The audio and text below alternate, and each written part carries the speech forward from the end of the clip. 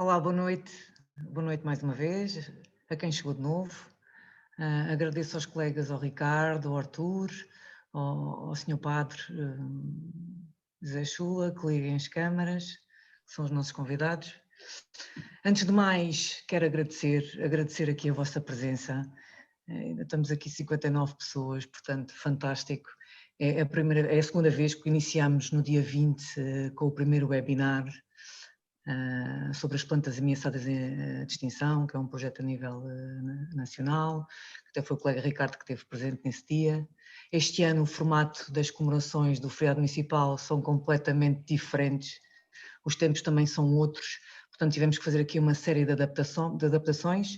Estávamos habituados ao presencial, a fazer uma série de atividades presencialmente e de um momento para o outro ficamos privados disso tudo. Mas pronto, a vida continua naturalmente, um dia de cada vez e vamos nos adaptando às circunstâncias. Não vale a pena projetar muito para o futuro, acho que estamos num momento a viver um dia de cada vez. Hoje tivemos aqui durante todo o dia a parte protocolar, que iniciamos com a hastear da bandeira, depois tivemos durante o período da tarde o live streaming com a celebração da Eucaristia pelo Senhor Bispo do Algarve na Igreja Matriz. Também tivemos uma série de gente a assistir à missa em direto, o que foi também pela primeira vez e foi fantástico, houve muita aderência, até porque também estão confinados em casa e não podem sair, portanto acho que foi uma boa aposta por parte do município em fazermos as atividades desta forma. E para não deixarmos de fazer esta comemoração, naturalmente. Dia 22 de janeiro é hoje é o dia do feriado, é o feriado municipal, é o dia de São Vicente, padroeiro de Vila do Bispo, da Diocese do Algarve e da capital, da nossa capital, Lisboa. Portanto, estamos aqui a seguir todas as orientações da Direção-Geral de Saúde, está tudo em casa. Posso-vos dizer que aqui em Vila do Bispo, São Vicente, como se costuma dizer, a tempestade vem atrás ou à frente, por acaso acho que nem sequer é atrás nem à frente, é hoje mesmo, porque a chuva está desagradável lá fora, está bom para estar em casa com a mantinha, no quentinho, e aproveitar para ouvir este webinar, que está intitulado com Vila do Bispo, um território sagrado. É um webinar que tem por tema conversas e reflexões aqui entre os nossos convidados, neste caso o Ricardo Soares, que é o arqueólogo da Câmara Municipal de Vila do Bispo, o Arthur de Jesus, que é o nosso historiador, e o Senhor Padre José Chula, que é o nosso pároco aqui de Vila do Bispo. Conversas e reflexões sobre a importância do homem e do sagrado para o território de Vila do Bispo, é esse o grande tema destas reflexões, desta conversa. Vai ser uma viagem ao longo do tempo, até aos dias de hoje, e serão aqui abordados temas relacionados com a história, influência cultural e religiosa. Ricardo, se calhar iria iniciar por ti, pode ser. Só mais aqui uma questão, antes de passar a ti, Ricardo.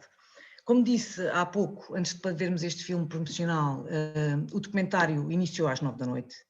Está disponível nas plataformas da Câmara Municipal, portanto, quem não teve a oportunidade de ver o documentário do Cabo Sagrado ao Cabo de São Vicente, aproveite para ver, porque vale a pena, portanto, está disponível para quem quiser ver. Estas conversas vão ser entre eles os três, eu vou ter aqui uma interatividade com os três, só para perceberem como é que isto vai funcionar. Eu tenho aqui algumas questões para fazer, relacionadas também com o documentário que tivemos a ver. E depois, no final, vamos guardar aqui uns minutinhos para quem quiser colocar algumas questões, está à vontade. Essas questões têm que ser colocadas diretamente à minha pessoa, ok? E depois eu transmitirei a quem direito, a quem vocês quiserem fazer as questões. Se for para os três, depois serão os três a responder. Se for direcionado para um dos intervenientes, eu depois farei isso.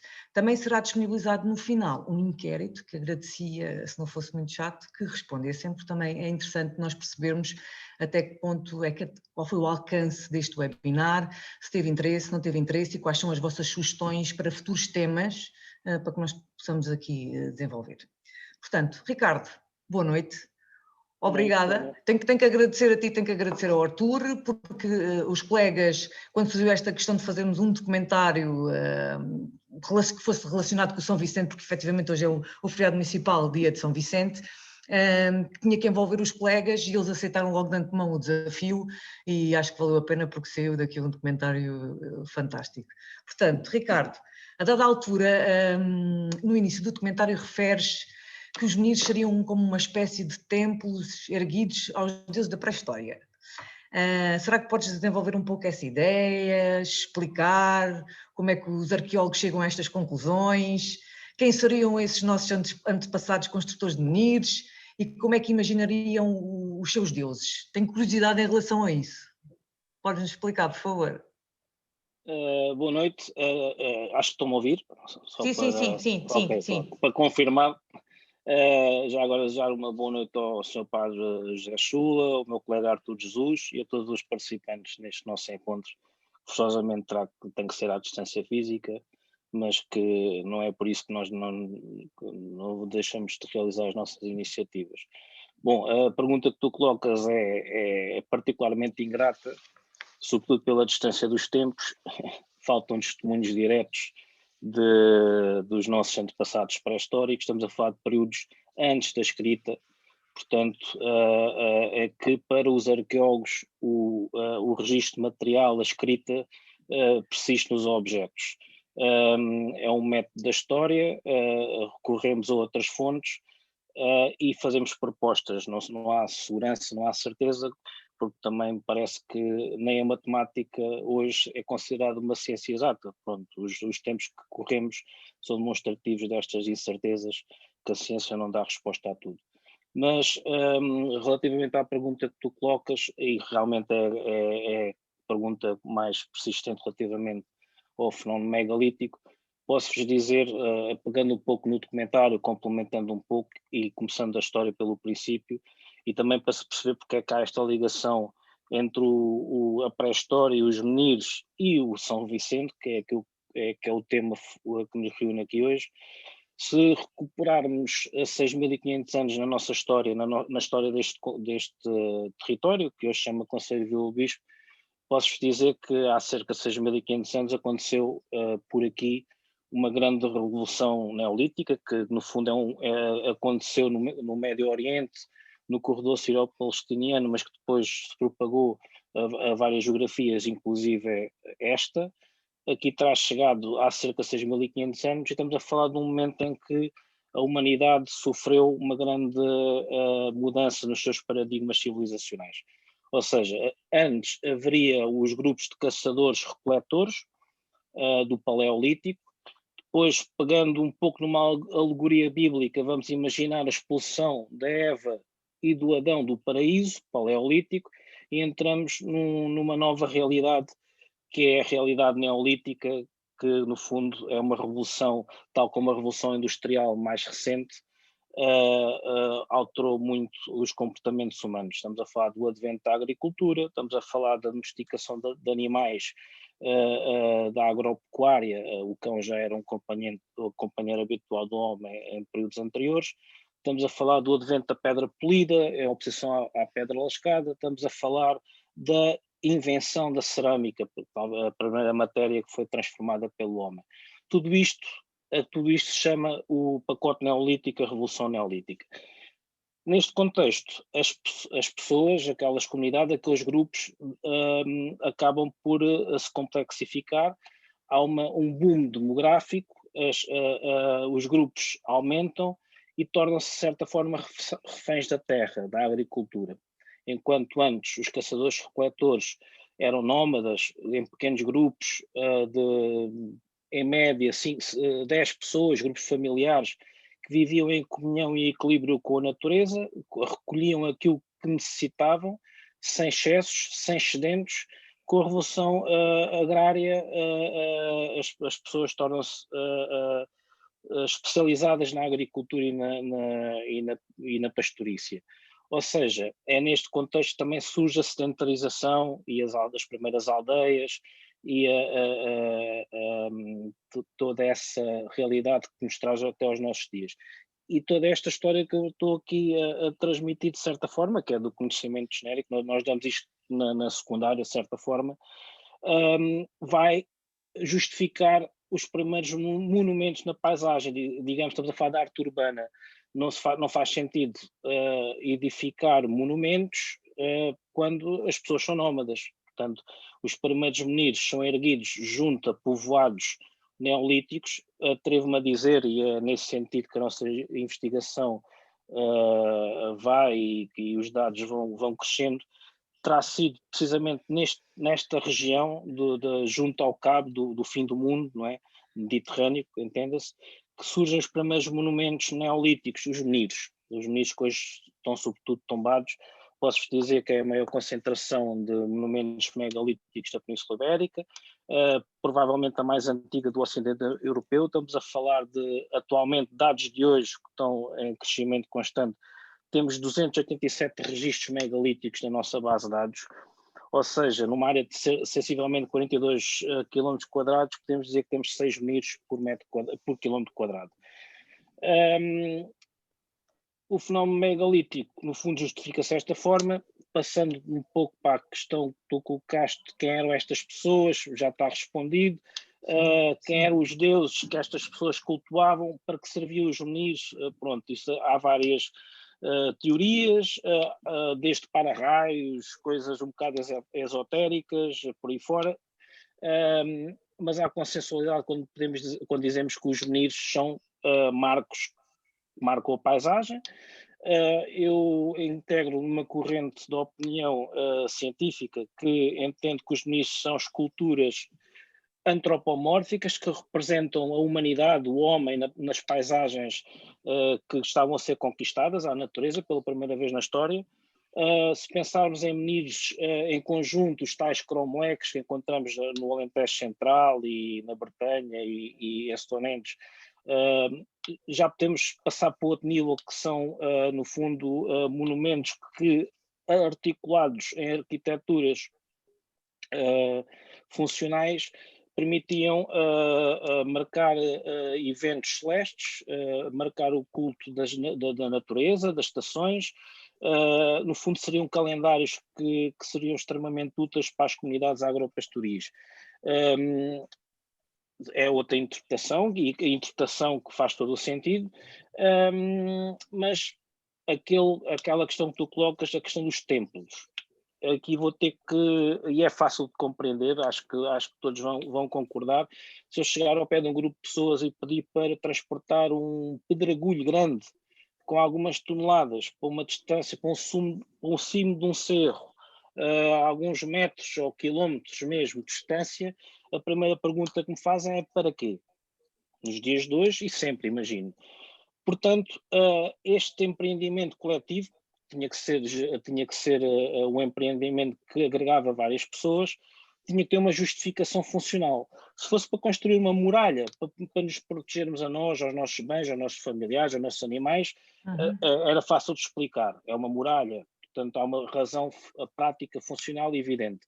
Neste caso, a única explicação, a não ser que nos esteja a escapar alguma coisa, é sempre possível, estes monumentos é o equivalente a construir uma grande catedral. É preciso um empreendimento coletivo, mas também é preciso uma macroestrutura de caráter religioso. Podemos dizer que estamos perante uma religião da pré-história organizada, porque não é só aqui, é vários sítios da Europa e podemos até dizer do mundo. Do mundo.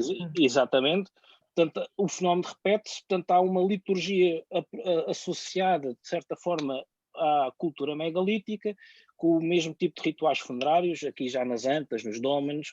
Portanto, isso é evidente no registro arqueológico. Os arqueólogos partilham muita informação, seja aqui, seja na China, e chegamos e constatamos que de facto havia aqui uma liderança espiritual, algumas regras de culto, e os ministros seriam, na verdade, catedrais da época, que permitiam, de certa forma, que as pessoas, porque no fundo é um sentimento não, a religiosidade é uma necessidade humana, faz parte do ponto de vista antropológico, do ponto de vista arqueológico, do ponto de vista cultural, em qualquer espécie, em qualquer momento da história, seja a título individual ou nas sociedades, a religiosidade encontra-se presente.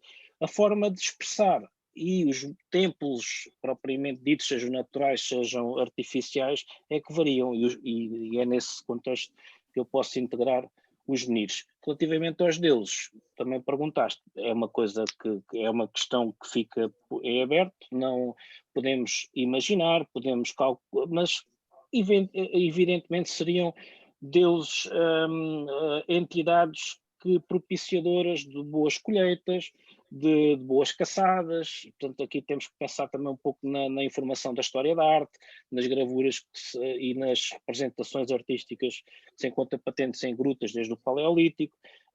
Pronto, Isso não é ainda é uma preciso crença, imaginar muito, é uma crença que nos acompanha ainda até hoje, né? tal e qual, Diferenciadora tal e ainda, qual. mas ainda nos acompanha até hoje. Ok. A nossa capela, a ermida da Guadalupe, ainda há bem pouco tempo as pessoas dirigiam-se àquele santuário para pedir chuva, para Sim, benzer a Virgem Maria, animais. sim. Sim, sim, Portanto, é sim, uma sim, sim, sim, realidade sim. que não é assim tão distante quanto isso. Pois não, pois não. Julgo ter Ok. respondido mais ou menos às questões que colocaste. Para mim, sim, para mim, sim. Se houver depois aqui alguém que queira mais algum esclarecimento, aproveite para fazê-lo depois no final. Obrigada, Ricardo. Vou passar agora aqui Obrigado. ao nosso historiador, Artur. Olá, Artur, boa noite, tudo Olá, boa bem? noite.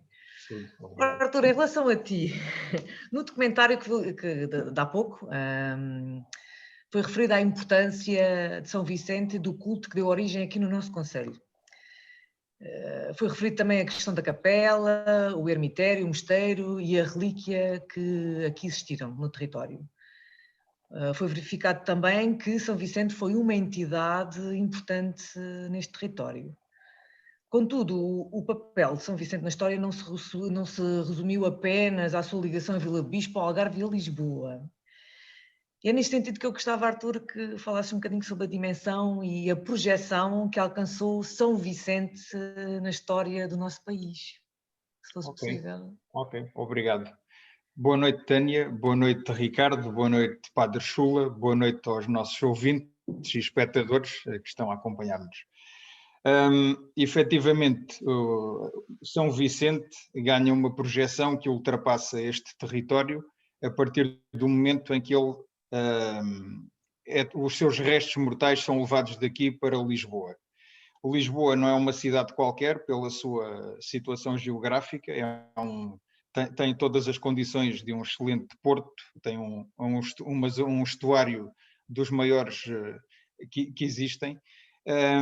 O nosso primeiro rei Afonso Henriques, quando patrocina a transladação dos restos mortais de São Vicente aqui do Algarve para Lisboa, vai acolher esses restos mortais após uma breve passagem por uma igreja que seria onde é atualmente hoje a igreja de São Domingos em Lisboa, que era a igreja de Santa Justa na zona do Rossio. Essas relíquias vão para a igreja mais importante da cidade de Lisboa, que é a sua Sé Catedral. Esse ato não é um ato por acaso, portanto Lisboa é conquistada em 1147 e a transladação dos restos mortais de São Vicente em 1173 vão acabar por ter um significado não só espiritual, mas também político para o rei Dom Afonso Henriques. Ou seja, com esse ato, o rei quer legitimar, quer sacralizar a conquista de uma grande cidade que ele quer fazer a nova capital, Lisboa. Portanto, há toda essa ligação. A partir desse momento, o São Vicente torna-se também padroeiro da Casa Real, portanto, o patrono da Casa Real portuguesa.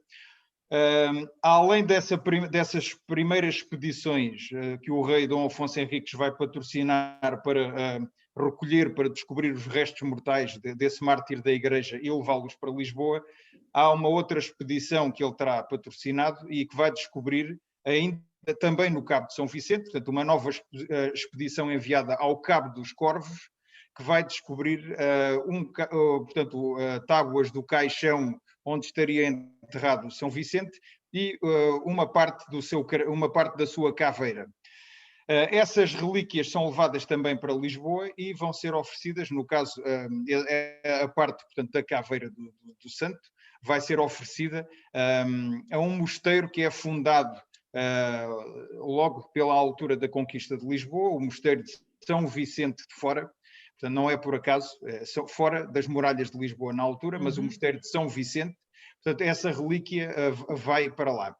O São Vicente é um santo que vai ter muita importância a nível da coroa portuguesa, portanto é esse padroeiro da Casa Real. Temos pessoas que vêm aqui, portanto, ligadas à corte. O futuro rei Afonso IV, ainda infante, terá vindo aqui ao Cabo de São Vicente nos inícios do século XIV. Depois o nosso rei Dom João I, antes de ir para Ceuta, vai rezar, portanto, perante as relíquias de São Vicente na Sé Catedral de Lisboa. Quando vai para Ceuta com a sua armada, ao passar pelo nosso Cabo de São Vicente, os navios da armada vão diminuir a velocidade em reverência às relíquias que existiam aqui no nosso Cabo de São Vicente. E, posteriormente, em agosto de 1415, quando Ceuta é conquistada, portanto, aos muçulmanos, o sinal da conquista da cidade é a bandeira de São Vicente, portanto, que é a bandeira, no fim de contas, da nossa cidade de Lisboa. Portanto, é essa bandeira que vai ser hasteada em Ceuta, portanto, para garantir também a conquista. O Dom João I, mesmo na altura da morte dele, vai, pouco antes disso, pedir para ser levado à sede de Lisboa e vai assistir a uma missa solene perante o altar dedicado a São Vicente. Mas a história não fica por aí. Portanto, outros monarcas, portanto, o nosso rei Dom Manuel, por exemplo, um rei que constitui o apogeu, digamos assim, da nossa expansão, vai fazer representar São Vicente também em Lisboa de duas formas muito particulares. Em primeiro lugar, temos o panteão que ele vai mandar fazer para si, que é o Mosteiro dos Jerónimos, para si e para os seus familiares. Portanto, parte da dinastia de Avis está no Mosteiro da Batalha, outra parte está no Mosteiro dos Jerónimos. E nessa parte há a entrada da igreja, entre outras representações escultóricas que nós temos lá está São Vicente presente. Para além disso, para quem não sabe, temos a nossa Torre de Belém, que não é a Torre de Belém. O nome é uma fundação também do rei Dom Manuel. A Torre de Belém, portanto, que vai ganhar o seu apogeu também nessa altura, e é a Torre de São Vicente, a par de Belém, ou seja, São Vicente nas proximidades de Belém. Essa tradição vai continuar. O filho do Dom Manuel I, o Dom João III, que vai ser, portanto, o avô do rei Dom Sebastião, vai criar até uma moeda que vai circular, que é o São Vicente, precisamente, uma moeda com uma projeção ultramarina, portanto, há sempre uma referência. O seu neto, Dom Sebastião, portanto, já sabemos, esteve aqui no nosso Cabo de São Vicente, era um devoto particular também, esteve cá precisamente entre 21 e 23 de janeiro, como disse, referi no documentário, em 1573, voltará cá mais vezes, mas há uma grande ligação sempre, quer da corte, quer de algumas figuras da elite social, ao nosso mosteiro de São Vicente do Cabo e ao culto de São Vicente. Nomeadamente, eu recordo rapidamente, no século XVII, por exemplo, temos o nosso rei Dom Pedro II, que torna-se rei por vicissitudes de um golpe palaciano contra o próprio irmão, o rei Dom Afonso VI, que vai ser o rei que vai criar a Vila do Bispo em 26 de agosto de 1662. Portanto, esse rei, ao assumir a realeza, vai também tomar alguns atos para se querer legitimar. Ou seja, um desses atos é precisamente na sede de Lisboa. Ele vai colocar lá um retábulo em talha, portanto, na Sé Catedral, que é consagrada com a entidade, uma das entidades maiores é precisamente São Vicente. Em 1693, por exemplo, ele vai descobrir as relíquias do santo e trasladá-las, isto mesmo na própria Sé, para portanto, para um depósito, digamos assim, mais sumptuário, mais luxuoso. Portanto, tal e qual como fez o rei Afonso Henriques. Portanto, nada acontece por acaso, é uma forma de legitimação do poder. Em relação a esta retórica também do poder, o São Vicente está presente também com o filho deste rei Dom Pedro II, o Dom João V, já no século XVIII, o rei que vai mandar construir o Palácio, Convento e Basílica de Mafra. Pronto, também é um palácio com um significado político muito grande. E à porta da Basílica de Mafra, lá está também São Vicente. Portanto, é uma imagem escultórica extraordinária, portanto, de grandes dimensões, construída e executada em Itália, primorosamente, portanto, vale a pena ir lá ver a escultura barroca, portanto, que está presente em mármore, em pedra mármore, que veio de Itália, portanto, na Basílica de Mafra, e lá está, portanto, à entrada desse palácio, convento e basílica, lá está o São Vicente. Para além disso, este rei vai levar a cabo uma campanha de obras muito grande, no Mosteiro de São Vicente de Fora, num local que se chama a Portaria, com um registro de azulejos em que lá está ele é mais um discurso sobre a legitimação do poder e da realeza, em que aparecem os reis praticamente todos, à exceção dos Filipes, e em que o destaque é para ele próprio, o rei Dom João V, e curiosamente está lá narrada o quê? A história da conquista de Lisboa. E, portanto, o santo que legitima, como nós falámos ao início, a conquista de Lisboa é o São Vicente. São Vicente. Para terminar mesmo, para concluir, só um registro também a nível da arte. Já falámos de alguns monumentos, portanto, exemplares artísticos, mas não gostaria de deixar de passar dois deles. Os famosos painéis de São Vicente de Fora, portanto, ganharam esse nome por terem sido descobertos ou detectados nesse mosteiro de São Vicente de Fora, mas que têm também um grande significado do ponto de vista político e são da autoria de um dos mais notáveis pintores portugueses, que também vai executar mais outras duas telas, portanto, São Vicente portanto, atada a uma coluna e São Vicente numa cruz em aspa, obras dedicadas ao culto vicentino na Sé Catedral de Lisboa. Portanto, estamos a falar de uma entidade, de facto, que é mesmo muito grande. Só mesmo para terminar, recordei-me agora, e vale a pena, só mesmo para concluir, sim, peço desculpa, o nosso Luís Vaz de Camões, portanto, também nos seus Lusíadas, no canto terceiro e na estrofe 74, para quem quiser detectar, fala da transladação do São Vicente, portanto, do Sacro Promontório, ele fala mesmo disso, e para a cidade do Liceia, que é Lisboa. Lisboa também tem uma entidade, neste caso mitológica, que é o Ulisses, da antiga Grécia, portanto, dos autores, dos grandes autores, do grande autor clássico que redigiu essa grande aventura que é a Odisseia. Portanto, é a entidade fundadora, portanto, não é por acaso os romanos vão lhe chamar Ulícipo, por causa da questão, precisamente, dessa fundação mitológica dessa figura que foi o Ulisses. Obrigado. Sabes, Arthur, estavas a falar, realmente São Vicente teve e tem uma dimensão e uma projeção enorme a nível do país. Focaste alguns monumentos do nosso país, pelos quais nós tivemos o prazer de passar com os munícipes do Conselho ao longo dos anos que realizámos o projeto de passeios culturais. Eu lembro-me perfeitamente, porque é um projeto que é organizado por mim e pelo Arthur, em que o Arthur fazia depois a visita guiada a esses monumentos e tinha sempre este registro de falar nos momentos onde estava o São Vicente e fazer a ligação desse local aqui ao nosso território. Obrigada, Arthur. Se alguém tiver depois alguma questão para colocar ao Arthur, aproveito para depois fazê-lo no final. Olá, boa noite, Sr. Padre, como está? Está tudo bem? Não tem som? Eu não estou a ouvir. Não?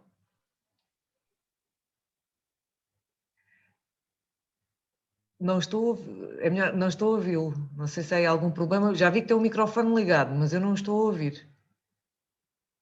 Ui. Bem, se calhar pode pedir aqui uma ajuda ao Samuel, ao colega, porque esteve há bocado connosco e estava tudo ok. Pois, mas agora não estamos a ouvi-lo. É a única diferença que tem as coisas online para as coisas presenciais, porque o presencial dá sempre para resolver o problema no local. Quando é parte técnica, torna-se um bocadinho mais complicado.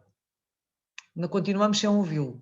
Experimentar entrar e sair novamente. Se calhar é melhor sair e voltar a entrar.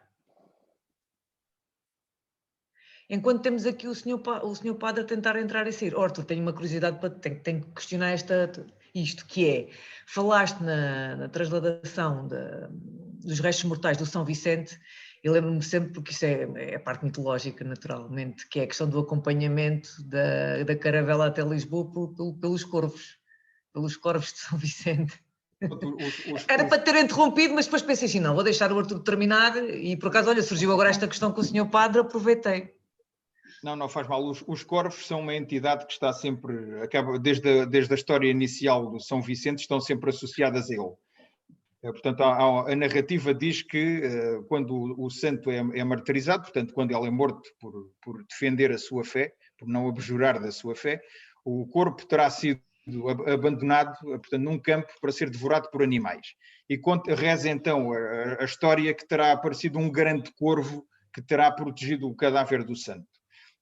Portanto, a partir daí, mesmo a nossa Igreja do Corvo, aqui em baixo, que é referenciada por autores muçulmanos, também refere essa situação, portanto, a presença sempre dos corvos, neste caso havia nessa Igreja do Corvo, está referenciado pelos autores muçulmanos a existência de vários corvos que grasnavam, digamos assim, de acordo com o número de visitantes que apareciam na igreja, e os frades que estavam a servir, portanto, preparavam uma refeição para apoiar esses peregrinos. Portanto, não deixa de ser curioso toda essa ligação dos corvos ao culto de São Vicente.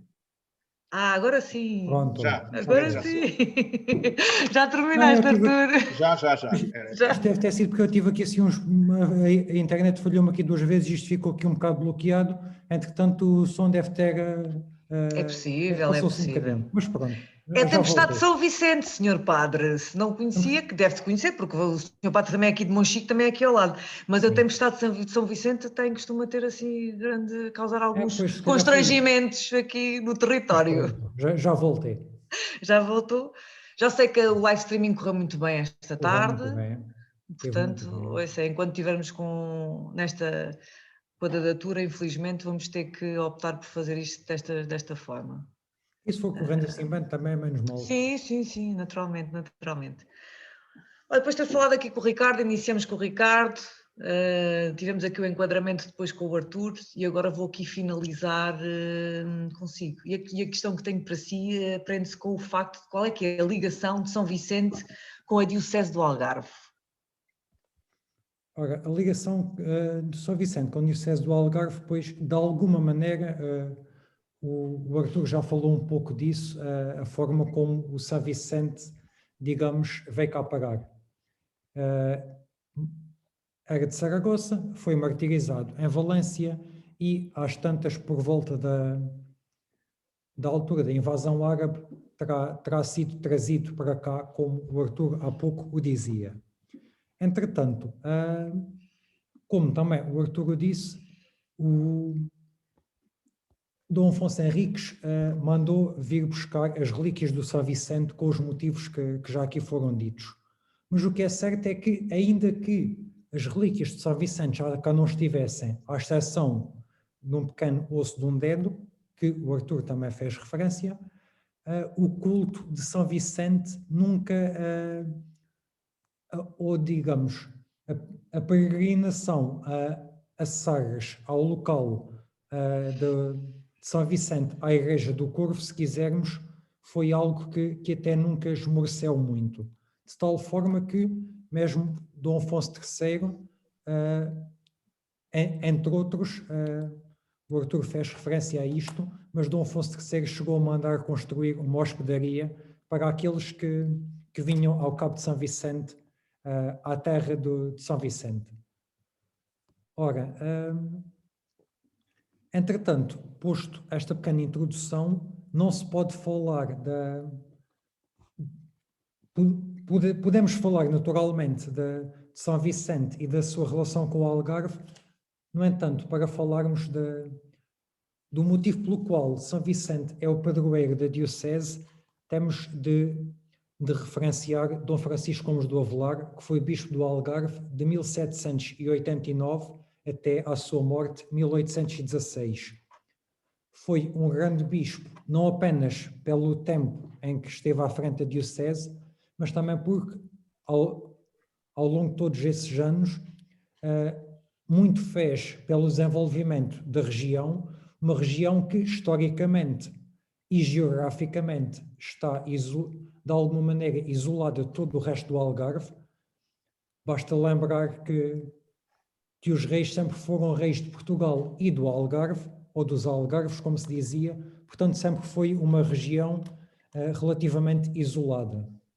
Ora, sendo nesta altura, pois, uma região isolada, ainda de alguma maneira no rescaldo do grande terremoto de 1755, não esquecer que ele chegou à Diocese em 1789, portanto 34 anos depois, e recuperar daquele terremoto não foi algo tão fácil quanto isso. Ele foi vendo que a população do Algarve, de alguma maneira, estava um pouco desanimada, faltava-lhe coragem. E olhando a São Vicente, alguém que que na sua vida foi capaz de vencer as contrariedades, foi capaz de enfrentar todas as dificuldades e, portanto, vencer. Nós cristãos, pois, acreditamos que ele, pela morte, pelo seu sofrimento, acabou por alcançar a vida junto de Deus, venceu. O seu nome significa exatamente isso. Vicente é aquele que está a vencer, aquele que vence. Dom Francisco Gomes do Avelar, para de alguma maneira puxar pelo ânimo da população, pediu a Roma, pediu ao Papa que concedesse autorização para que São Vicente fosse o padroeiro da diocese. Ora, estes foram os seus motivos. Ele expressa esse motivo numa carta que escreve a Dom Manuel do Cenáculo, na altura bispo de Beja, também um grande bispo em Beja, que depois chegou a ser bispo de Évora. Correspondiam-se muito, e numa dessas cartas ele fala exatamente disso.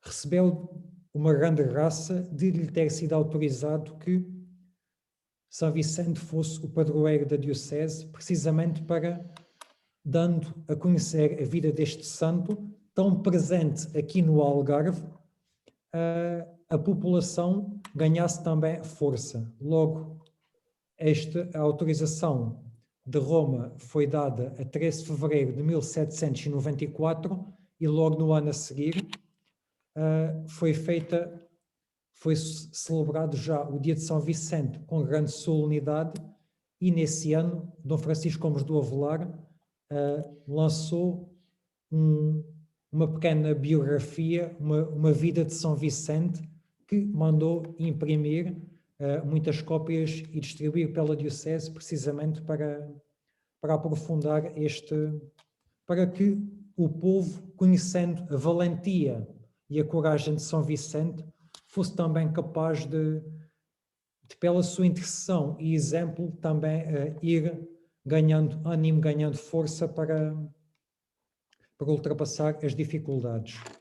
Entretanto, depois os anos foram passando, de alguma maneira o culto de São Vicente perdeu-se um pouco ao longo dos tempos, entretanto já com o nosso bispo, Dom Manuel Quintas, o atual bispo, tendo procurado promover este culto desde há uns anos para cá. Nós aqui, porque é feriado municipal, celebramos o São Vicente no dia próprio, dia 22, mas o resto da diocese, porque não é feriado, o dia de São Vicente é celebrado no domingo mais próximo, portanto este ano será depois da manhã, a 24, ainda que não tenhamos já as missas por causa da pandemia, foram suspensas, mas de qualquer maneira também o culto a São Vicente tem ido sendo promovido, aprofundado, porque de alguma maneira estava algo perdido. Estou-me a lembrar agora, por exemplo, algo que aconteceu já 2 ou 3 vezes nos últimos anos, virem comunidades paroquiais neste dia virem a São Vicente. Estou-me a lembrar há 3 ou 4 anos, Lolé veio cá em peso, algumas pessoas se recordarão. Entretanto, Silves também já cá veio. De alguma maneira tem havido este aprofundar daquilo que é o culto a São Vicente, este homem valoroso, este homem que pela sua coragem venceu, e que nós, pois procurando imitá-lo, conhecendo a sua vida, também haveremos de vencer, haveremos de ultrapassar as nossas dificuldades. Com toda a certeza, com toda a certeza. Por acaso estava-me a lembrar daquilo que falou mesmo, que falou agora, que mencionou da questão de ter vindo cá ao Lolé. Lembro-me que a celebração até foi feita no pavilhão da escola, porque Exatamente. tínhamos uma série de autocarros, uma série de gente. 5 autocarros, sim. Uma série de gente para a celebração e depois para o acompanhamento da procissão, porque para quem não sabe, quem está a assistir esta celebração, para além da parte da Eucaristia, tinha depois a questão da procissão em honra de São Vicente, que este ano não foi também possível fazer. Esperamos que para o ano as coisas voltem à normalidade. Olha, obrigada pelo seu testemunho, obrigada por fazer aqui esta questão do enquadramento da importância de São Vicente para a diocese. Para finalizar, tenho aqui uma questão que são duas, transversal aos três. O porquê deste local ser tão especial, ok? E neste caso estou a falar da Vila do Bispo enquanto território, e depois de tudo aquilo que tivemos aqui a falar, o porquê disto ser tão especial e o que é que representa nos dias de hoje. E se calhar ia começar pelo Ricardo. Não te importas, Ricardo, de iniciar por ti, de começar por ti? Tens é que tirar o... Ok, já Ok? está, já está. Já? Está? Sim. Ok. Porque é que este local é tão especial, não é? Sim, Mas, sim. já... E o que é que representa nos dias de hoje? O porquê disto ser tão especial? E se calhar aqui vamos um bocadinho mais já para a parte, envolver um bocado a vossa parte pessoal, porque temos estado aqui muito nesta parte científica, não é? Que é a vossa área, naturalmente, mas agora vamos entrar aqui um bocadinho no campo da vossa opinião mais pessoal, não tão científica. Okay. Então, já agora vou aproveitar aqui que o Sr. Padre fez referência ao Frei Manuel do Cenáculo. É uma personagem que eu tenho uma certa empatia, porque, para quem não sabe, foi um arqueólogo pioneiro em Portugal. Ele foi responsável pelas primeiras escavações arqueológicas, digamos que científicas, nas ruínas romanas de Troia. E foi também o criador do primeiro museu, digamos, público, porque à época os museus não havia museus, eram coleções particulares dentro da nobreza, coleções de antiguidades e de curiosidades, e o Frei Cenáculo Passense, o Frei Cenáculo fundou então, foi em 1791, estou aqui a ver uma cábula do museu, portanto foi fundado o Museu Cesinano Cenáculo Passense, precisamente em Beja. Dando aqui outro saltinho, também ainda também acho que para mim faz sentido, porque as coisas não acontecem por geração espontânea. Também há um mito bíblico, não é bíblico, pronto, até foi um espanhol que criou esta possibilidade. Estou-me a referir a um cronista quinhentista do imperador Carlos V, Floriano del Campo, que à época decidiu que a cidade de Setúbal, que é uma cidade que me diz muito, que foi onde eu nasci, foi fundada por um dos netos de Noé, de nome Túbal, daí o lugar de Túbal. Entretanto, pronto, é uma fundação matricial de uma cidade com base no mito bíblico do dilúvio, mas depois esta questão não se perdeu aqui. Portanto, onde é que foram depositados os restos mortais deste indivíduo neto do Noé, do Túbal? Segundo Frei Bernardo Brito, foram precisamente sepultados no Cabo de São Vicente. Portanto, esta morada especial de fim do mundo acaba por, ao longo de várias épocas, ter este tipo de apropriação religiosa, cultural, e muito bem, no fundo,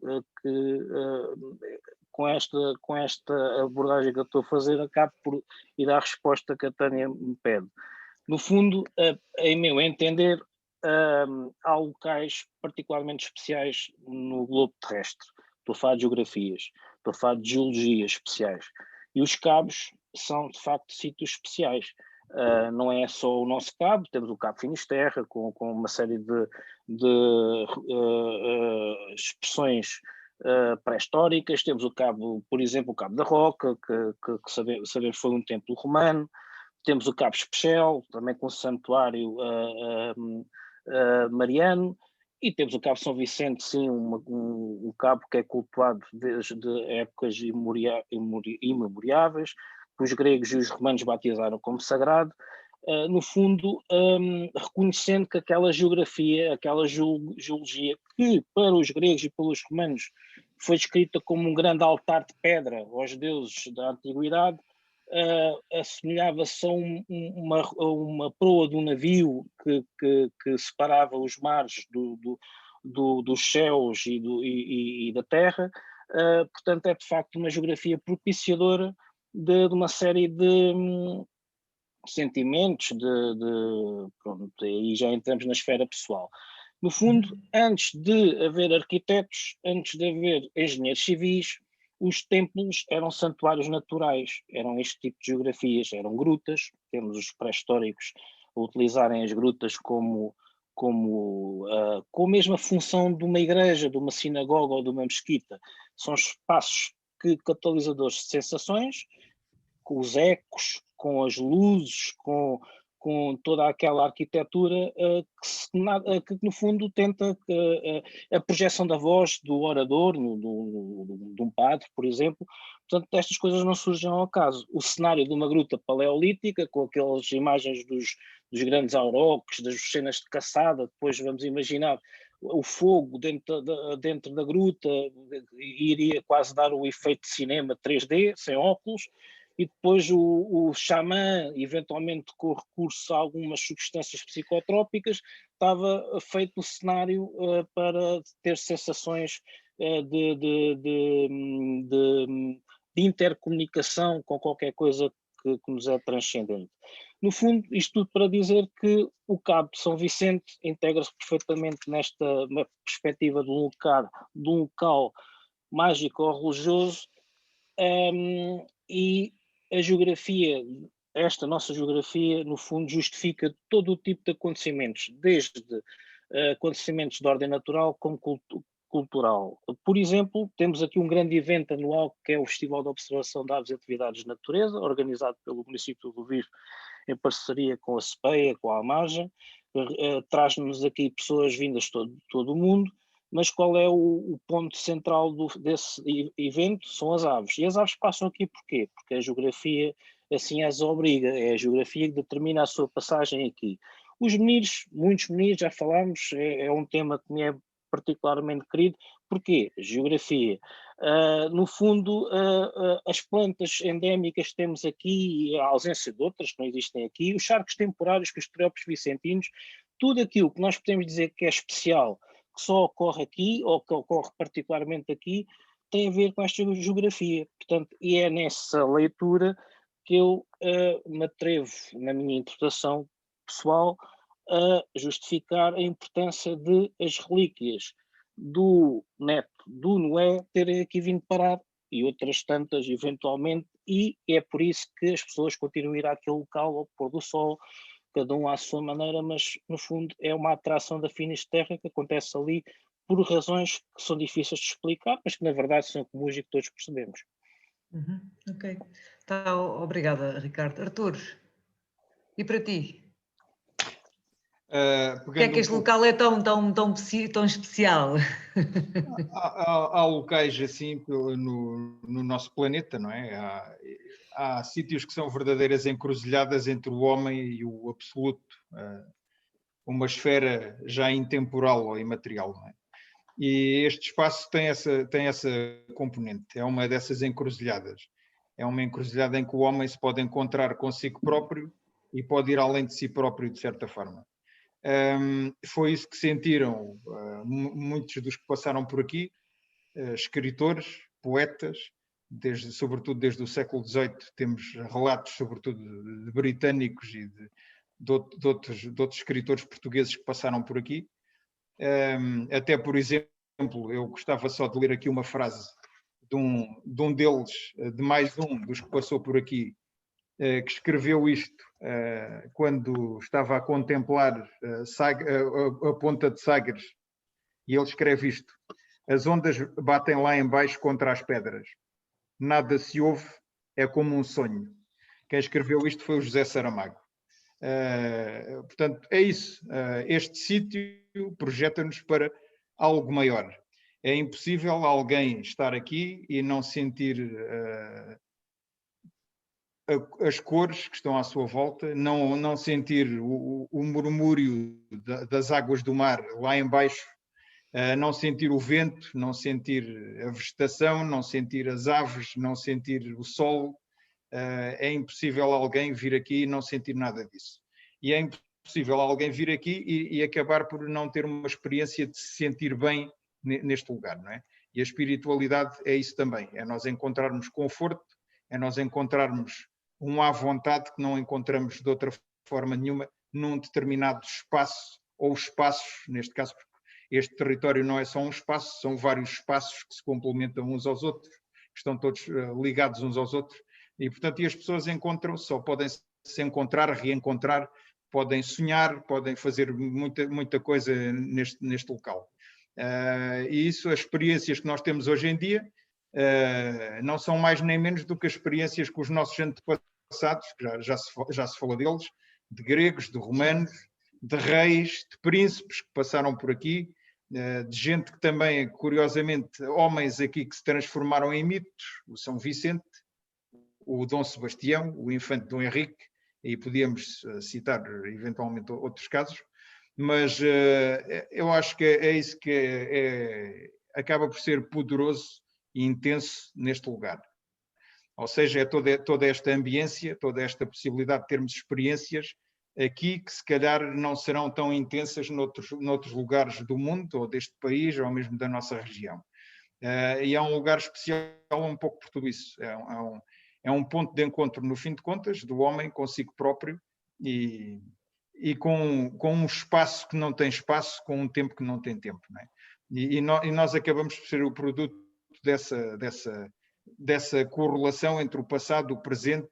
Somos herdeiros daquilo que outros fizeram por nós, continuamos a fazer o que eles fizeram também, e acho que, como disse também no documentário, é esse o grande desafio para cada pessoa individualmente. Nós somos todos diferentes, portanto cada um absorve este território tal e qual, como todas as realidades da vida, com as suas próprias percepções.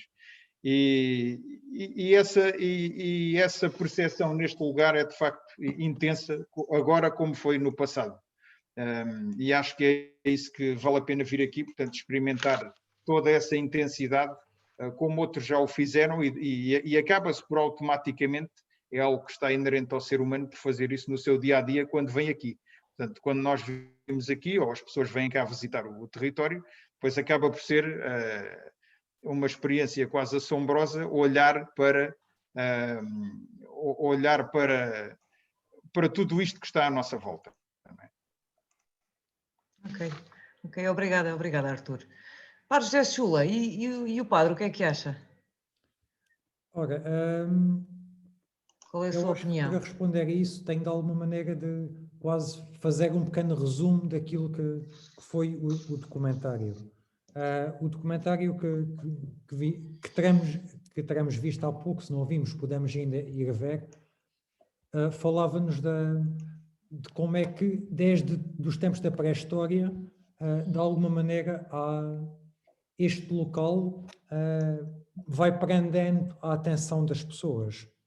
E porque, de facto, o homem é naturalmente religioso. Ainda que não tenha propriamente religião, a crença no sobrenatural, em algo maior que nós, é algo que está lá sempre, de uma forma mais ou menos explícita, mas cada um de nós acaba por sentir isso. E conta-se uma história, não sei até que ponto será verdade, se não é, de alguma maneira ilustra bem isto que é a questão da sacralidade deste espaço. Na altura do século, no século XVIII, com a questão do racionalismo, o homem não precisa de Deus para alcançar a plenitude, o poder da mente é suficiente para isso. Havia um racionalista que chegou à conclusão que para que se alcançasse a plenitude era preciso não termos a ideia de Deus, porque a ideia de Deus nos impedia de alcançar a plenitude. De alguma maneira servia de lastro a que a mente alcançasse a sua plenitude. E para evitar que a sua filha tivesse sequer a ideia de Deus, de um ser superior, arranjou uma ilha, foi viver para a ilha só com a sua família, porque era a única forma de impedir que a sociedade lhe passasse a ideia de Deus. Mas o que é certo é que um dia estavam a ver o pôr do sol e o pai vira-se para a filha e diz: "Olha, então filha, é bonito, não é?" E a filha responde: "É bonito, mas ainda é mais bonito quem o criou." E esta história, de alguma maneira, ilustra o quão naturalmente religioso o homem é. Ora, e por coincidência, pois esta história conta-nos um pôr do sol, e aqui temos um pôr do sol famoso. O pôr do sol, o mar, tudo isto, de alguma maneira, já nos remete para o outro lado, para o transcendente, para a sacralidade. Já vem desde os tempos da pré-história. Não será por acaso que São Vicente veio cá parar, tenha sido pela lenda que veio por mar arrastado pelas correntes, seja como tenha sido trazido por os cristãos de Valença para fugir à invasão árabe. O que é certo é que não é por acaso que São Vicente veio parar aqui a esta ponta e de alguma maneira, há pouco falava-se da questão da grande quantidade de pessoas que vêm até aqui ver o pôr do sol, porque precisamente percebe-se que é algo que é maior que nós, que nos ultrapassa, que a vida não pode ser só aquilo que se vê. Tem de haver algo sagrado, algo mais ou menos religioso por trás de tudo isto. Eu costumo dizer que se Deus não existisse, se tudo isto, se toda a nossa vida é um fruto de um acaso, se a nossa vida é simplesmente andarmos aqui, chegando ao final dos nossos dias, quando morrermos, simplesmente tudo acaba, a vida é um bocado sem sabor. E de alguma maneira, para evitar para, de uma forma inconsciente, nós enquanto humanidade, para evitarmos para fugirmos este sem-sabor, temos necessidade do transcendente, de algo superior. E de facto, pois, por todas as razões que já aqui fomos falando, esta ponta puxa-nos para este transcendente. Pois, naturalmente, não precisamos para rezarmos, para nos encontrarmos com Deus, pois nós cristãos, se formos a uma igreja, muito mais facilmente o fazemos. Mas o que é certo é que, se formos ao final do dia, ao Cabo de São Vicente ver o pôr do sol, aí podemos encontrar Deus, ou estar junto a uma riba ou ouvir o mar a bater, transporta-nos para o transcendente, para junto de Deus. Portanto, isso é algo que naturalmente aqui é de facto um sítio privilegiado para encontrarmos Deus, para encontrarmos o divino. Olha, obrigada aos três.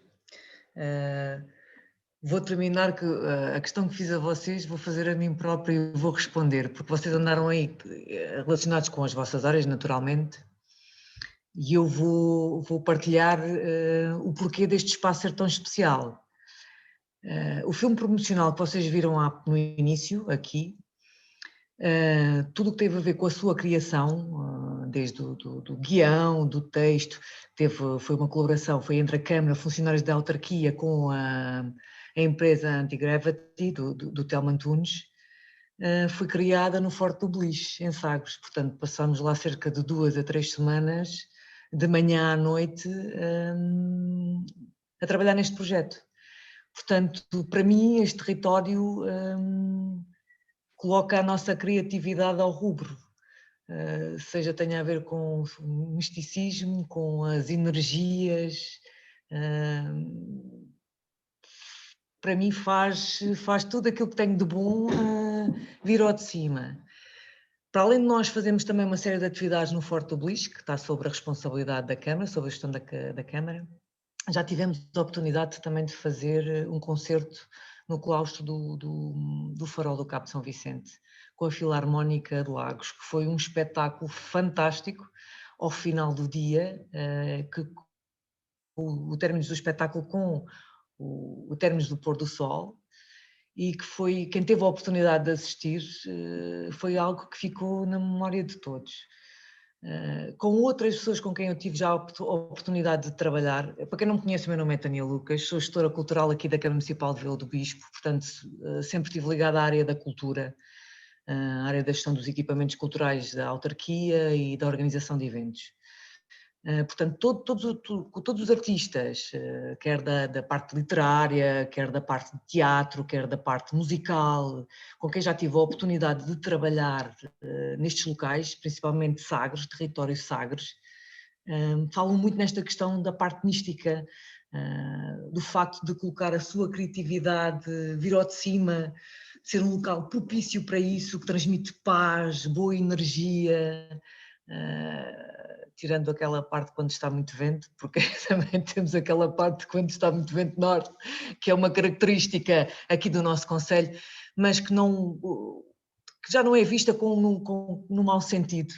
Acho que já é algo que está de tal ordem entranhado na vivência do dia-a-dia de cada um, que quando não está vento norte, até nunca mais chega uma nortada, que é para ver se a coisa se mexe aqui um bocadinho connosco.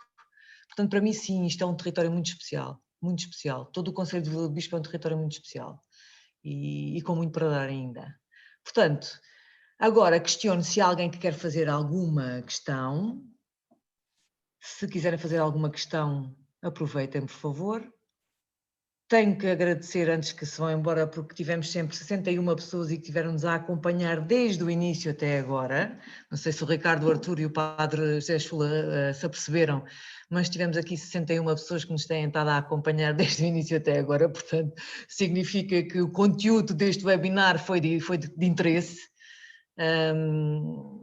Relembro que tem um inquérito no final para responder. Agradeço que temos aqui uma questão. Artur. Olha, Ana Dias, Artur, tem uma questão para ti. Qual seria a localização da Igreja dos Corvos?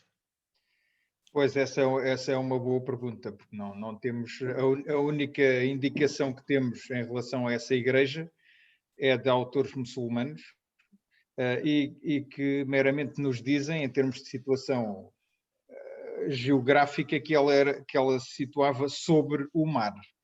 É a única indicação que temos.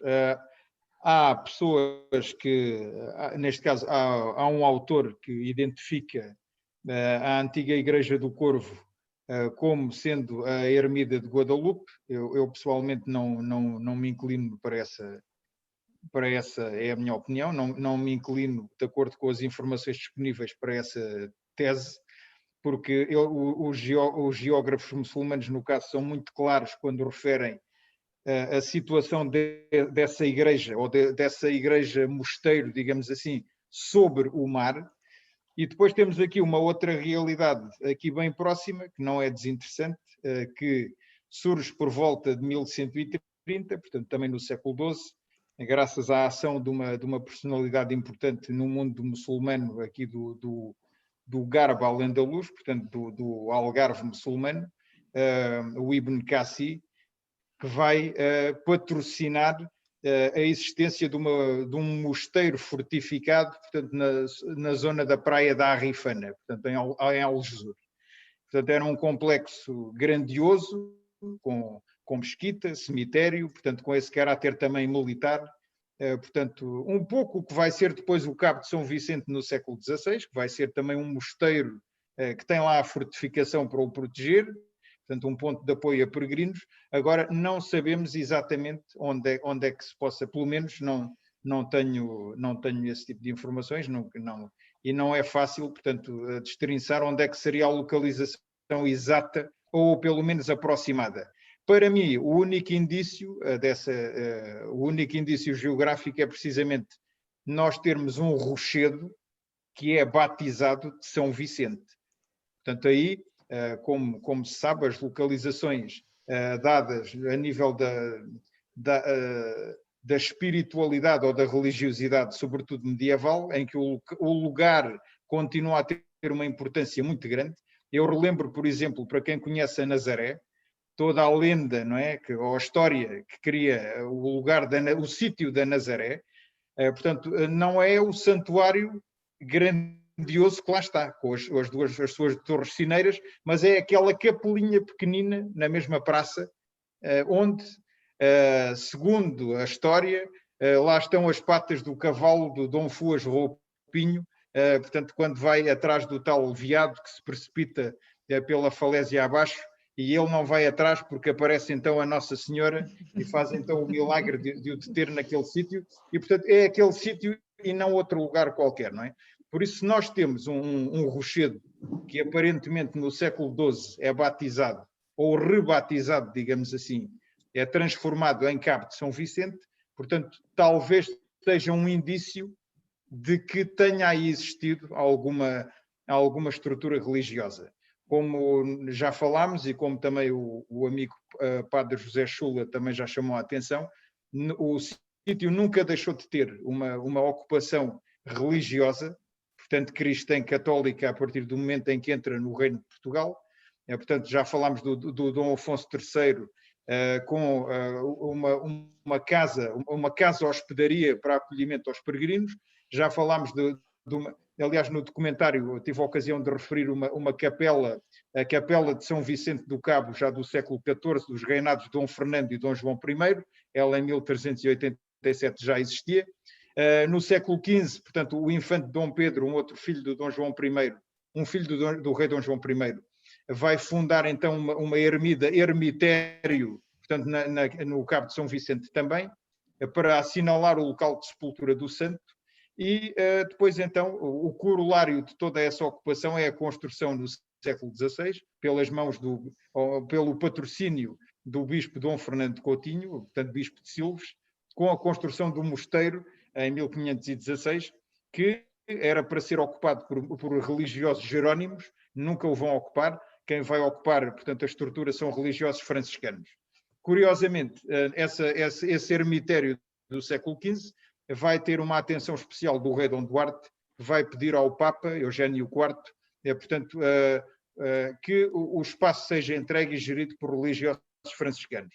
Esses religiosos estiveram lá, até porque em 1444, na primeira leva, nos primeiros escravos que são trazidos para Lagos da costa ocidental da África, 2 deles vêm para o nosso território e estão associados a estruturas religiosas. Um é oferecido à igreja, à capela à ermida de Nossa Senhora de Guadalupe, depois vai ser vendido para com o lucro ser investido na decoração da igreja, e o outro torna-se religioso no Cabo de São Vicente, portanto, com os franciscanos. Portanto, há aqui há uma ocupação. Em relação a essa Igreja do Corvo, pois ela existiu, ela está referenciada. Se era exatamente ali, ou é um bocado como a discussão da Vila do Infante. Não é? Mas olha, Arthur, era isso mesmo que a Ana o que queria saber precisamente era qual é que era a tua opinião, porque a Ana aqui o que diz é que existem várias opiniões, ela queria saber a tua, ok? Sim, portanto, sim, era sim, esse sim. mesmo o objetivo da questão da Ana. A minha, portanto, só para resumir mesmo, para mim o importante Se faz favor, até porque temos aqui outras questões e temos aqui eu peço tempo para cumprir. Ok, eu agradeço a chamada de atenção e vou tentar ser o mais breve possível. Para resumir, para mim é absolutamente fulcral existir um rochedo que foi batizado com o nome do mártir do santo, desse santo da igreja. Portanto, e assim fico. Agora, uma localização geográfica não temos exata, é impossível. Pelo menos à data atual, não é? Tá, obrigada. Obrigado, Arthur, e obrigada, Ana, pela questão. Ricardo, tenho aqui o José Marreiros que diz: brilhante enquadramento histórico sobre os menires, mas que futuro para os mesmos? A sua preservação, divulgação, valorização e, por que não, a sua rentabilização? Bom, estão-me a ouvir, só para confirmar? Sim. Não sei se será o Sr. José Marreiros de Algesur, bom amigo da Associação de Defesa do Património Histórico e Arqueológico de Algesur, se não é um homónimo, mas antes de responder a esta questão, só pegando aqui um pouco na questão anterior, atrevo-me a dizer que, no fundo, as fontes históricas, neste caso, estão esgotadas. O Ali Idrizi, o geógrafo árabe, de facto, localiza nestas geografias, portanto, porque na Antiguidade e na Idade Média, o promontório não é só onde é o Cabo de São Vicente. É toda esta geografia que inclui Sagres, quase até Algesur, digamos, e ao Ribate da Rifana, que o Artur falou e muito bem. O Al-Idrisi faz de facto a referência, atrevo-me a dizer que agora só a arqueologia é que poderá dar eventualmente resposta a este caso, e também pegando um pouco na vontade do anterior chefe dos faroleiros do Farol de São Vicente, o chefe Correia, eu tinha imensa vontade de escavarmos na Casa das Pulgas, num espaço que existe lá no Farol, e como ali temos um palimpsesto de várias realidades, que pronto, a questão do próprio convento, poderá haver ali uma sobreposição de realidades, sendo que uma das primeiras terá sido a Caniçata Algorado, que era assim que os árabes chamavam a Igreja do Corvo. Ao lado temos a Ponta dos Corvos, também joga bem aqui nesta lógica, portanto, mais à esquerda, mais à direita, se nós pudéssemos esburacar ali a zona do Cabo, acho que íamos dar com algumas estruturas antigas. Pronto. Respondendo à pergunta, o Artur falava também da Olha, questão desculpa o Ricardo interromper, volto aqui a frisar outra vez e agora vou fazer aquele papel duro de moderador. Atenção às questões tão diretas, vocês estão a ir para outros caminhos pegando nas conversas uns dos outros e não estão a responder. Vou começar a interromper. Tenho aqui mais questões. Sim, eu vou diretamente ao assunto, mas pegando na que o Artur também transmitiu muito bem, da questão da Nazaré, puxada para o especial, estão lá uma série de pegadas também, por acaso são de dinossauro e também estão associadas a uma mula salvadora também de um cavaleiro. São coisas interessantes ao longo da história. A pergunta do Sr. José Marreiros é uma das questões que me preocupa mais. Um dos grandes problemas da salvaguarda, portanto a pergunta mandaram-me aqui por uma mensagem, ok, a preservação é o primeiro, acho que qualquer questão de conservação implica conhecimento prévio, um levantamento, esse levantamento está a ser feito e há contributos anteriores de vários autores, destacando sobretudo o Varela Gomes e Carlos Tavares da Silva. Em 87 publicaram um grande levantamento sobre a arqueologia de Vila do Bispo. O João Velhinho, da extinta Associação de Defesa do Património Histórico e Arqueológico de Vila do Bispo, também publicou um levantamento exaustivo e de grande qualidade em 2005. Portanto, e depois disso mais alguns trabalhos têm sido realizados sistemáticos. No caso da Câmara Municipal de Vila do Bispo, temos uma carta arqueológica em curso diário e que vamos averbando a realidades comunes. A questão da conservação é complicada e passo já, é muito simples, é que grande parte não, todos os nichos estão em propriedades privadas. Acho que para preservá-los teríamos que os classificar. E sim, é um passo importante. Posso dizer que todas as realidades arqueológicas, mas não só, mas também do património natural e cultural, que são conhecidas no Conselho de Vila do Bispo, vão integrar, portanto é uma proposta que nós vamos fazer ao município, no âmbito da revisão do Plano Diretor Municipal, tudo o que é conhecido de valores patrimoniais do nosso Conselho, serão integradas, já esse mapeamento já existe, naquilo que nós vamos chamar uma carta de sensibilidade patrimonial do Conselho de Vila do Bispo. Ou seja, antes de passarmos a outros momentos mais complexos de classificação à escala nacional, importa dar alguma proteção municipal, porque somos nós que estamos aqui, somos nós que diretamente podemos acompanhar, não é em Lisboa, não é um decreto de lei que vai proteger os meninos, somos nós aqui e para isso tem que haver conhecimento, tem que haver uma cartografia, uma monitorização e sobretudo uma sensibilização dos proprietários e de todos os agentes locais, começando pelas crianças. Todos somos responsáveis pelo património que temos à nossa, que herdamos e que somos responsáveis para poder transmitir às gerações do futuro. Obrigada, Ricardo. Olha, Tânia Rodrigues, muito obrigada de coração pelas palavras. Esta é uma das nossas funções enquanto trabalhadores em funções públicas, trabalhamos para vocês, trabalhamos para as pessoas, portanto este tipo de iniciativas faz parte também das nossas funções. Portanto, agradeço. A Tânia está-nos a dar os parabéns para dizer também ao Ricardo e partilhar com o Ricardo Artur e com o Padre José Chula por esta iniciativa, pela forma como as coisas têm estado a ser conduzidas, tem sido muito interessante desde o início até agora. Ao Analídio também agradeço as palavras, manda uns cumprimentos especial para o Sr. Padre José Chula, deve-te conhecer, ele diz que o conheceu e que manda um cumprimento especial para si. A Ana está aqui a colocar uma nova questão para o Artur. Dom Sebastião esteve no Cabo quando?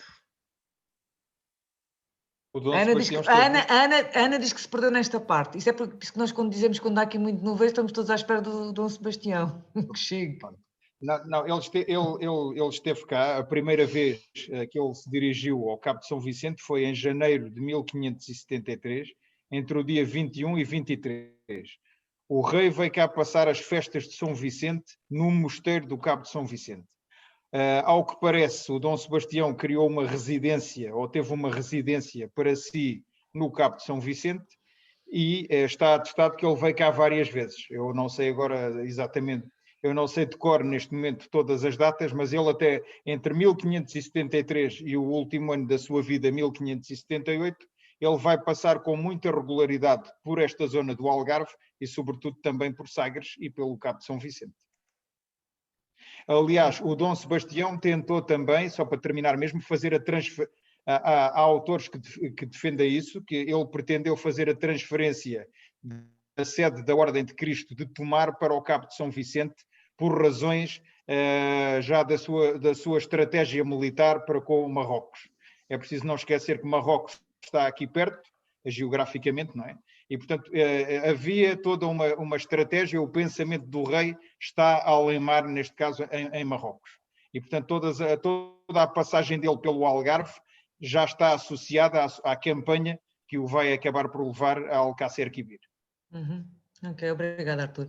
Ricardo Gonzalez, obrigada também pelas tuas palavras e por nos teres acompanhado. Tenho aqui mais uma questão para ti, Artur. A Ana Costinha questiona, confirma-se que não sabemos onde estão hoje as relíquias do santo, perdidas a quando o terremoto de 1755? Existem relíquias do São Vicente, nomeadamente alguns fragmentos de osso e uma mão mumificada, portanto, no Tesouro da Sé Catedral de Lisboa. Já houve mais relíquias, portanto, nós temos a nossa na Igreja Matriz de Vila do Bispo, que já foi referido, quer no documentário, quer pelo padre José Chula também, portanto, que será o osso que se crê de um dedo de uma das mãos do São Vicente, que está num relicário na igreja e que é visitável. As principais relíquias depois estiveram em Lisboa. Eu falei ainda há pouco daquele osso da caveira do santo que estava no mosteiro de São Vicente de Fora. Esse ter-se-á perdido efetivamente com o terremoto de 1755. Esses fragmentos de osso e uma mão que está mumificada estão num cofre, portanto, num cofre com até bastante dignidade e bastante interessante, no Tesouro da Sé Catedral de Lisboa, e também é visitável. Portanto, quem for lá tem acesso, pelo menos, eu já tive, e já em tempos, quando estava cá ainda o Padre António, já há muitos anos, portanto, ainda fizemos uma deslocação a Lisboa com ele e pessoas da paróquia e aqui da Vila do Bispo, visitar as relíquias de São Vicente na Sé Catedral. Portanto, já fizemos isso. Portanto, para quem estiver interessado, existem essas relíquias que são visitáveis na Sé Catedral de Lisboa, além da nossa que temos aqui na Igreja de Vila do Bispo. Ok, olha, obrigada, Artur. Obrigada também pelas palavras, Carla. Obrigada por nos teres acompanhado. Bem, posso-vos dizer, colegas e Sr. Padre, estou a receber aqui uma série de mensagens aqui no bate-papo a dar-nos os parabéns e que gostaram imenso desde o início até agora e é para continuarmos bem, isto é que nos dá força para continuarmos a fazer aquilo que fazemos, não é? Olha, só antes de terminar, peço-vos, por favor, dos 61 neste momento estão 55, portanto ainda estamos bem, ainda não se foram todos embora, o que é bom. Peço-vos, por favor, quem puder, responda ao inquérito, que é importante. Lancem sugestões, temas que se possa, que achem pertinentes para nós tratarmos aqui, quer com o Artur e com o Ricardo, ou com o seu padre, ou com outras áreas. Não tem que ser dentro desta área, pode ser outra área qualquer. Lancem-nos desafios. Há aqui mais mensagens que entretanto estão a cair. O Walter, a Maria, obrigada Ana também. Amanhã, e desculpem só por terminar, aproveitar que ainda está aqui mais pessoas, amanhã vamos ter o último webinar, que vai ser comigo e com o Sandy Kilpatrick. É um webinar dedicado mais à área da criação artística. Portanto, o Sandy é um compositor e músico escocês que vive em Portugal desde 2000, ok? Tem um projeto que é Origins One, que é um livro agregado a um CD. Esse CD já foi apresentado no Forte do Beliche em junho de 2017. Foi um dos primeiros concertos que a Câmara Municipal fez no Forte do Beliche. É entre o pop folk escocês. Tem umas grandes referências de poetas ingleses na sua criação artística. Portanto, quem estiver interessado amanhã, às 9 da noite, cá estarei, aqui no mesmo espaço, para receber o Sandy. O Sandy vai ser também uma conversa informal, vamos apresentar o seu livro, vai falar um bocadinho sobre o seu percurso e a sua criação artística, porque é ele que cria as letras e os arranjos musicais. E vamos ter aqui também um concerto, portanto, vai ser entre conversas e música. Portanto, quem quiser aproveitar amanhã às 9 da noite, pode se inscrever ainda nesse webinar. Portanto, por agora, obrigada Tânia Rodrigues por teres respondido ao inquérito. Portanto, se houver mais pessoas, aproveitem agora para responder. Colegas e senhor Padre, alguma coisa a acrescentar, a dizer? Porque das questões já não tenho aqui mais nada. Portanto, se tiverem mais alguma coisa a acrescentar? Das questões também não tenho propriamente nada a dizer, mas já agora está aqui assim pessoas, está aqui um relativo grupo de pessoas a ouvir, aproveitar, pois fica um bocado descontextualizado, mas acho que é importante, pois tal como já saberemos, as Eucaristias foram suspensas, tal como o ano passado, em março, até mais ver, não teremos Eucaristia, pois é uma pena não podermos fazer, mas assim não vale a pena, infelizmente, agora nos próximos, pelo menos este fim de semana e os próximos até virmos a Eucaristia, pois porque não haverão Eucaristias, podemos assistir pela internet ou pela televisão, essas haverão, essas vão continuar. Pois aproveito agora que está aqui assim algumas pessoas a ouvir, pois assim ficam já com a Claro, é aproveitar este meio de comunicação, aproveita-se os meios de comunicação para tudo, portanto. Artur e Ricardo, sim. É só uma coisa, o senhor José Marreiros, ele até me colocou aqui esta questão reservadamente, mas eu, como sou um nabo em termos aqui das respostas a isto, e nunca lidei com isto, eu ia responder, porque é uma pergunta que é interessante. Ele pergunta-me se podia falar um pouco mais do infante Dom Henrique, como grão-mestre da Ordem de Cristo, e o porquê da sua escolha desta zona como retiro. E assim, muito rapidamente, só para dizer muito rapidamente, por favor, Artur. Sim, eu peço desculpa porque eu não sei como responder e por isso mesmo estou a recorrer para a pergunta não ficar sem resposta e para, neste caso, o senhor não pensar que está a ser ignorado, não é? Pronto, é o seguinte, o infante Dom Henrique não terá escolhido esta zona por razões espirituais. Ele terá escolhido esta zona, portanto, o seu interesse por Sagres em concreto, ou por esta área do Cabo de São Vicente, não tem a ver propriamente, que saibamos, com questões espirituais. Tem a ver com a questão estratégica. Aliás, ele começa a vir para o Algarve num momento difícil da vida dele. Ele começa a frequentar mais esta zona do Barlavento do Algarve depois de uma derrota militar que ele tem em Tanger e da qual ele é o principal responsável e que vai acabar por sacrificar o irmão mais novo, o infante Dom Fernando, o conhecido infante santo, isto em 1437, portanto, por essa volta, ele começa a frequentar mais aqui esta zona, que lhe é dada pela coroa em 1443, com um propósito muito específico. O que o infante Dom Henrique quer fazer aqui é um ponto de apoio à navegação,